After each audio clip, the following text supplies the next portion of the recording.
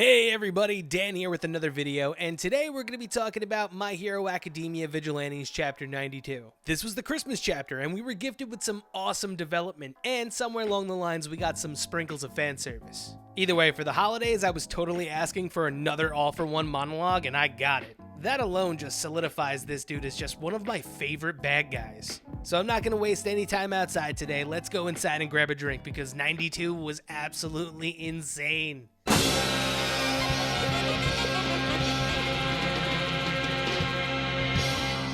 Alright folks, welcome to the bar. Take a seat and don't forget to subscribe and hit that notification bell. That way you can gain access to my videos the minute they come out. And before we get started today, remember, spoilers are ahead. This is a chapter review, so I'm not going to pull any punches here with any speculation whatsoever. I mean, I'm out here trying to predict what's about to happen. So without further ado, let me finish pouring this drink and let's head over to the wall. Okay, so Chapter 92 starts off with a wide shot of Might Tower. Now, some of you might not have any idea what this building is, but this is the home base of All Might. This is Might Tower, and the only other time that it's ever appeared is in a side chapter in which Tsukauchi finds out the identity of All Might. I'll put my review of the chapter right here, so click that card right there and you'll learn all about All Might's hero office, Might Tower. But yeah, the only way that it's viewable is by picking up the actual volume of My Hero Academia. I'm pretty sure it's like volume 2 or maybe volume 1. I'm pretty sure it's volume 2. So when All Might lands, a bunch of reporters begin swarming the area asking for comment on what the Silver Age All Might has to say about being on patrol for 72 hours straight. And before entering his Might Gate, the place where he can power down without being exposed to the media, All Might states two things that are in bold to let us know that they're outright lies. The first lie, it's not an honor to bear the marking of the symbol of peace, it's a curse. Every bearer of One for All has died a miserable death, and on top of that, they died relatively young. And secondly, he ain't born with that power. And as the Might Gate closes in front of him, he lets out a deep breath and reverts back into small might. But this time, it's actually more like him exhaling from flexing constantly. But this scene is amazing. We finally get to see what Toshinori Yagi looked like before he had a huge hole in his chest. I mean, Nightcap All Might confirmed, this is adorable. And to see him for the first time without his injuries is absolutely amazing. I mean, I was so taken aback by seeing him that I completely forgot that Night Eye was sitting at the desk pounding out paperwork. Like, I knew that Vigilantes was going to bring out all the stops, and this, honestly, I think that this arc is going to be at least a couple or more chapters, so barring anything urgent, Vigilantes is certainly not ending anytime soon, unless the next arc has it merging with My Hero Academia.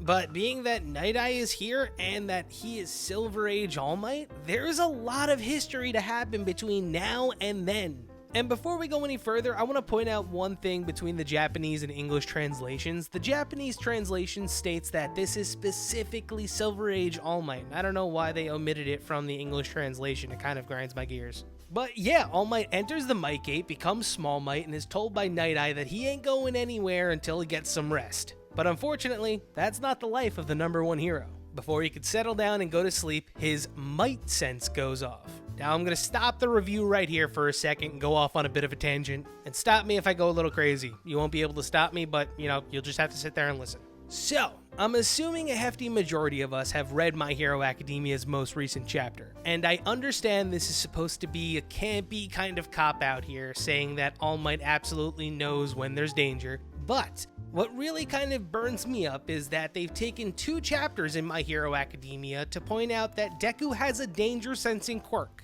And I don't want to say that this right here is All Might using the 4th user's quirk, but he's sensing danger from Osaka, and Might Tower is in the Minato district of Tokyo. Sorry if I just, butchered that pronunciation, but still, that's like a 6-hour train ride.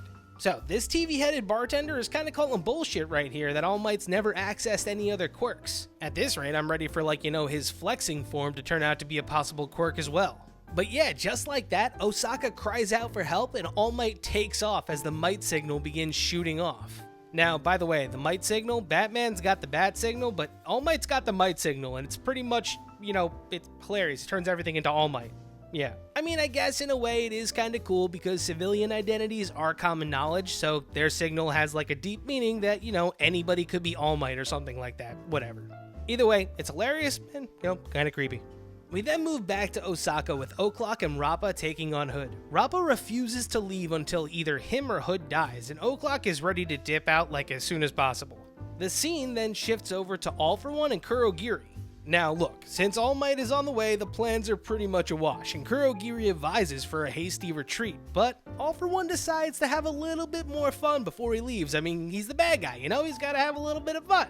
So, he has Kurogiri open up a few warp gates and he begins touching people who are incapacitated. All For One then breaks into a monologue, which is honestly a classic All For One monologue. And when I was saying that I needed something to make me feel like this dude was the ultimate bad guy, I got it in this chapter. He pretty much explains the societal difference between hero and villain and why the term villain was even adapted. He brings up valid arguments about the word villain, how it's emotionally charged to describe a certain class of criminal, and in the end, why do we go out of our way to call someone a villain when they could just be called, you know, a court criminal or something like that? So to All For One, to understand what a villain is, you have to understand what a hero is. And the concept of that revolves around a relationship between the user and the quirk itself. When the quirk supports the user's resolve and creates bedrock from which a person can survive, those people go on to become heroes. But then there are those with an extreme and violent will that will stimulate the quirk into just absolutely running amok like Stain. Or you could have somebody whose quirk might twist their desires, kind of like Toga. Either way, those people who deviate from their pigeonholes within society, they create this tiny little disparity that eventually will generate a dangerous imbalance. I mean, think about it. From there, you now have the marginalized group of people who become shunned and scorned as some sort of logical evil or enemy of society, and they get rebranded as society's villains. I mean, besides All For One apologists making the Griffith did nothing wrong theories, this is some crazy, maniacal, megalomaniac bullshit. Holy crap. All For One then goes on to say that at the core of any form of villainy is imbalance. So, going by that conclusion, forcing someone's quirk to go out of control, or in this case, flipping the quirk around, destroys that imbalance, letting him turn anybody into a villain. I mean, I don't want to say this is probably what happened to Shirakumo, but I think my dude definitely had his quirk flipped. But doing this causes all of the fight spectators to become instant villains, and they begin to pour out of the parking deck into the town.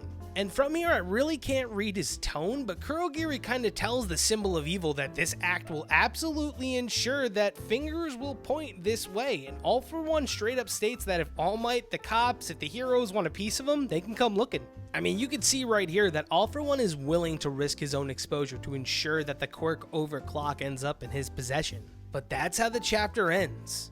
And look, if you're not on board with me by now that the fight between All Might and All For One could possibly happen in Vigilantes, I don't know what to tell you. All For One is now openly taunting All Might, and he's making an entire town go apeshit just because he wants to see Overclock in action. Like, O'Clock's plan here is try to survive until, you know, All Might arrives, but All Might's gonna have his hands full with the amount of instant villains. That being said, if this fight doesn't end up leading to the fight that ends their careers, and it ends up being the fight that like leads up to Toxic Chainsaw, I will be pissed. We probably won't have to worry about anything like that happening. Everything is still kind of pointing to the first confrontation between All For One and All Might.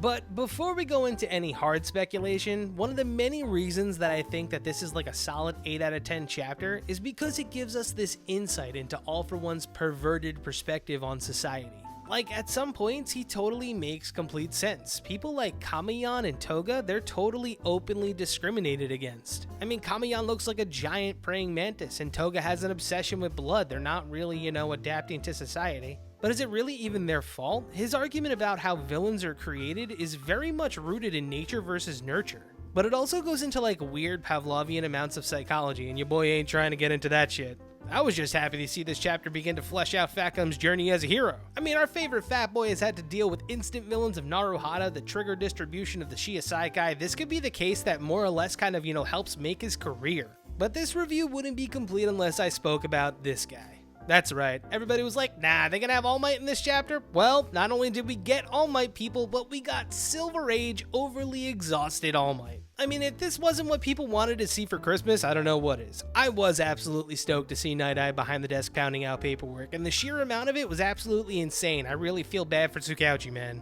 And as for the next chapter, 1 week after the new year, we might see All Might arrive on scene to Osaka after jumping across the country of Japan like it's nothing. And who knows how long the stalling will last, but I do have a feeling that Rappa's gonna get seriously hurt and we might have to see O'Clock go beyond. I would love to see what Overclock can do when it's pushed to its limits. But when all is said and done, or more like when the dust settles, who will be standing is, the question to ask.